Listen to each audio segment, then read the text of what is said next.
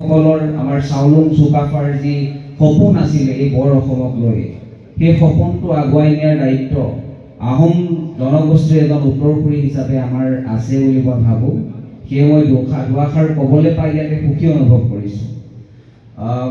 মই প্ৰথম কথা হ'ল মই উত্তৰ অসম অৰ্থাৎ উজনি অসমৰ এজন বাসিন্দা হিচাপে উজনি অসম আৰু নামনি অসমৰ মাজত এই অসমীয়াত্বৰ মাজকৰণ কৰি কিছু লোকে ৰাজনৈতিক সময় উজনি অসমৰ আৰু নামনি অসমৰ মাজত এটা সাংঘাতিক পাৰ্থক্য।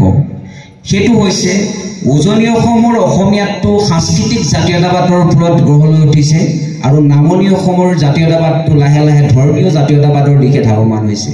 আৰু এনেকুৱা পৰিৱেশ এটা আমি আচলতে ৰচনা কৰিব লাগিব। তাৰ কাৰণে আহিবলগীয়া সময়ত দেশী জনগোষ্ঠীৰ সকলো সন্মানীয় নেতৃবৰ্গৰ লগত আমি এই লাচিত সেনাৰ আন্তৰিকতাৰ দায়বদ্ধতাৰে আমি এই সূত্ৰ তৈয়াৰ কৰিবৰ কাৰণে আমি চেষ্টা কৰিম।